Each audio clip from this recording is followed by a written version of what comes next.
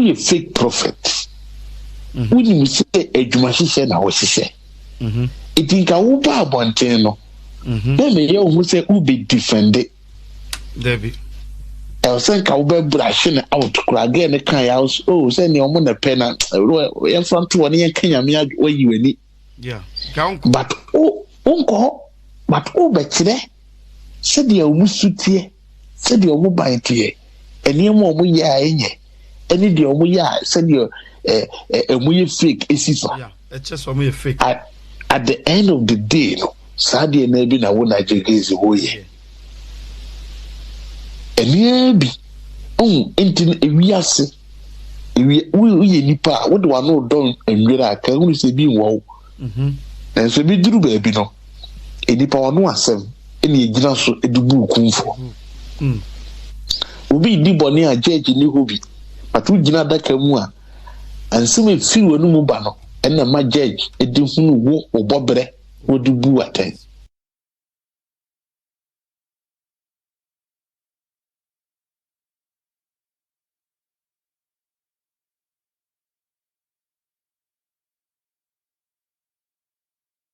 na pa na hontoma Urade na many soon in the buy tea munapie.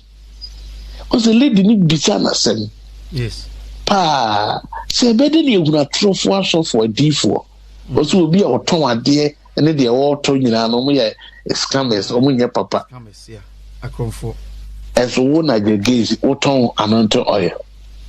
Otons you. Be our tongue dear. Soft be our tongue dear. Soft beer. According to Nigel Gazy. Nigel Gazy. Or a fake. It's not me will watch me or car me. We didn't say somebody no more.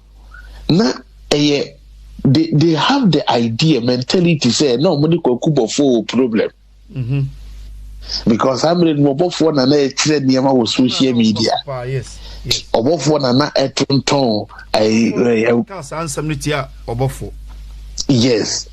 Obofo na na tonton abayifo nku money perfume or ton we it no omoko interview bia they want to try to bring the guy down. Say ade we bi enye but at the end of the day no sadie na wo so wo ye no na obofo beef e na no mo pese mo ankasa na mo ho no mo wo ana mo eton wo mo ho. It will no Bible until be declared no so no de your papa. Na de yes a near we ni de one ye. But who could do na Jagaza sorry them and one warrior. It no Euradin yadan assessor upon a wontoma. Euradin may we are seeing everyone that the gaze in the student the binding the power ye. A man Ghana for you everyone say a brandy one cannot correct. We fake. Now me say a man at Jagazi. Emo what you go Ghana. Any slave queens for the against the issue of business. So you see me boom with dear. And maybe big Ghanaian free Ghana. Hey. And maybe big Ghanaian free Ghana. Tina Sansamna Kennedy Japan. Ekano me papa no dey so no also no information minister or the ukra. Or no one information or no cause what the gear or the get deep or one name up but me no on the side of say as of die no na me wo mu a me no mo ana na me nim near no na me wo enipa bibira ye nim me when it comes to church side. It the information me wo na je no e different e deep and I remember papa no so adege no it is na jegezi ahwe no ya Kennedy Japan no benkum no na metwi nifa wo twi nifa no na metwi wo benkum wan hwe ya na jegezi Ghana obenu no ho etino obeka na notumo kana no ntumo nja yisem kokoti no kana no ntum kura na won so nchen wo wusi bempa wo na jegezi ba da ba na wo na jegezi wane ni wo maybe an answer one na answer no one if you be opposite adie bia na jegezi ne na koda asof bi dia yege no me si asema brother ebeba no nya asem ketwa na jegezi onpe ba bi nyira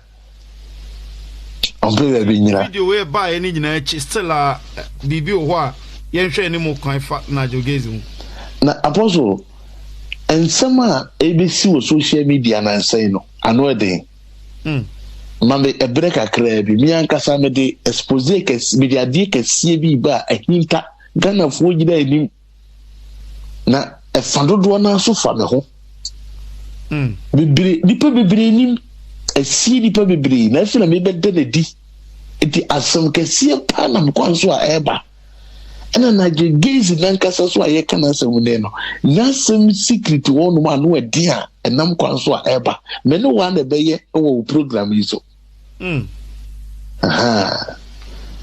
me wa asɛm kɛseɛ pa me nam kwan so a me de ba nti Ghana fo ɛfa asɔfoɔ ho ebi fa manasi word changer ho ebi fa ma country ho ebi fa aso bibire ho na Ghana fo enhwɛ me na yɛhwɛ me kwan me si wodie akɔbie fe no wojaba maka na sɛmi ababa wo bi abrewa bi wote se land no so wo he fa abrewa bi obeba be kasa ma wondo yati so abu ojaba dipe obeso camera si na ni nani matwintwam sa abrewa bi sa obeba be kasa na me si omunyira yi na ensem nam kwa so a eba no 2022 atradifo nyina da enkom hye enkaden atradifo akwankyere enkaden na omane mu nipa emfa yentuma pemfira nti aposo nyame fira me da sipi o sounds bebre emse nti omo pese omo di hu ene akakra kasem ne akasesem omo nye obia nti nipa bi o wala bia so hu se we are so sorry anopa na akọ nkoto bia nim na bom pa ya de obeka bia na yakopon ye den otie omo hwe omo de amanfo hu ene omo ayeye nti o de nsesi ne bo osoro ya na okasa anyhow na nka sofo de tete ya yehu ye sofo ye fawa sofo esum sofo ne sum nipa omo timi ba fie na ye fa ne sei omo abesre nipa be hwese de asafo mano mo ho ye den esitie sofo wo bibia se bode kwa na afuo na wo ya ukọ afuo mu na so watare bi kwa na nka de akoche sofo ene so sofo ye nyafo no na so omu edi ye ho eden eyiyi eji no mu di yeyi omu ya no ma sande omu san kanse mu hunu asande ato nti de omu ye ni nyina no ase the same no omu so manu aduane san nti omu ba so mu nyina eden etim up together na to so omu sorry enso nya de say eden ebeboa omu nti ni nipa bia no mu yehu se de ye de nokore say ye de nokore radi da wase mo time so a mo pokasa na mo be kumu hu ani mase na obonsam obe piepia mo pa de be go ani gwase ibe wo si sen ye be kam ani ngwa bonten ye mu maten o ye yi mu aten me se mo afi ya ye be simu yi me se dis so asoro mo tutum no obi nim de metina se because so asati bubu na sorry so ni avram bo she na nam mo she se wo so sorry ahe and oh sorry that ku gu ni na enti se se oni ni hie enti wa chere se obi ni start bubu no na fesisi